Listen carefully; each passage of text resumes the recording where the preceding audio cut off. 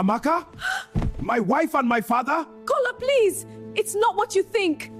Kola, it's not what you think. Not what I think. I'm seeing it with my own eyes. Kola, calm down. Let me explain. Explain what? That you're sleeping with my wife? Please forgive me. It was a mistake. Marrying you was the mistake. Both of you have destroyed this family. I'm done. No, Kola, please don't go. We can fix this. Found the perfect woman, but Amaka had another life. Chief was still part of her world. Every day, she had to be careful. Every smile, every step, every word had to be perfect.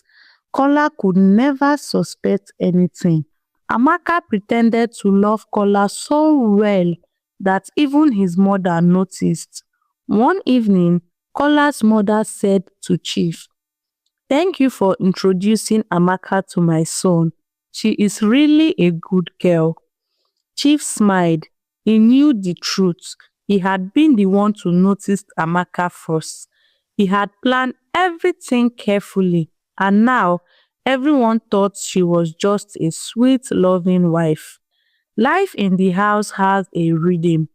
Breakfast together, lunch together, dinner with the family, staff moving around, cooking, cleaning, running errands. Amaka had to smile, greet everyone politely, and act like the perfect daughter-in-law. Kola started falling in love with her more each day. He admired her mind, her beauty, and the way she carried herself.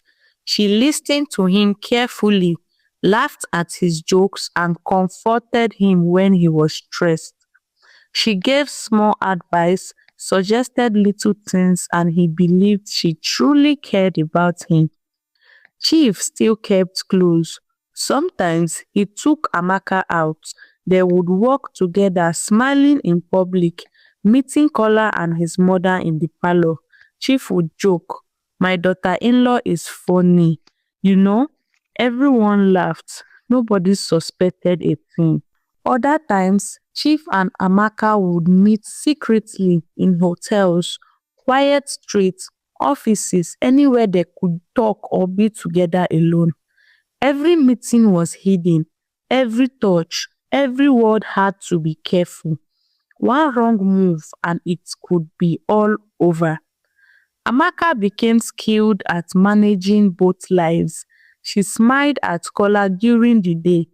She laughed at his joke. She helped around the house. She acted like she loved him. But at night or when Chief came to see her, she became the woman Chief wanted.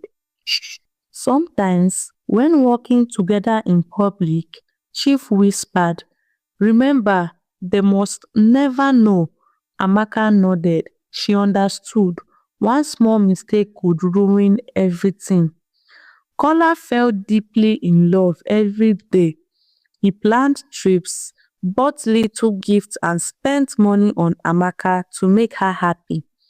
"Amaka, what if we go on a vacation next month? Just you and me," he asked one evening. Amaka smiled and suggested places he would like. "Yes, that sounds nice. I think we should go," she said. He held her hand. He thought she loved him completely.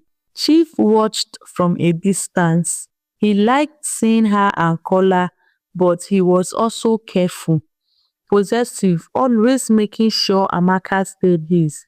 "She is mine too," he whispered. Once when they met in a quiet corner, Amaka felt excitement mixed with fear. Every day, Amaka had to manage everything: household duties, family interaction, guests, Kola's question, Chief's secret attention. She had to be calm, smile, act perfect. One wrong glance, one wrong word, and it could all be over. Life in the mansion was beautiful but dangerous. Amaka had everything she wanted: a big house, a loving husband. Chief was close, but everything was a careful balancing act. She had to be the loving wife to Kola, the perfect daughter-in-law to his mother, and the secret lover to Chief, all at the same time. Small things made her heart race. A look from Chief that lasted too long, a message from him that came at the wrong time. Caller asking a question that felt too close. Every day she had to be perfect, but she loved it. She loved the luxury, the attention, the power. She made everyone around her believe she loved Kola completely. The house was full of secrets only Chief and Amaka knew. Every day, she smiled at Kola and the family while secretly living another life with Chief. The tension grew. Secrets are like fire, well spark and they can burn everything. Amaka knew the danger. She knew the house was full of eyes, staff, family, Kola, all around, but she smiled. She acted perfect. She lived the life she wanted, and she stayed close to Chief, closer than anyone else could ever be. One evening, Kola and Amaka were sitting quietly in the living room. The lights were soft. The house felt peaceful. Kola looked at her and sighed. Amaka, he said gently, I have to travel tomorrow. It is a business trip for 3 days. Amaka looked at him with calm eyes. Inside, her heart jumped. 3 days, she asked softly. Yes, he replied. I will leave early in the morning. I just wanted to tell you tonight so you won't be surprised. Amaka nodded slowly. I understand. Kola reached for her hand. I will miss you. She forced a small smile. I will miss you too. But inside, she was not sad. She was excited. 3 whole days. 3 days without fear. 3 days with Chief close to her. Kola looked at her carefully. Are you sure you are okay? I am fine, she said quickly. Just tired. That night, Amaka could not sleep. She kept turning on the bed.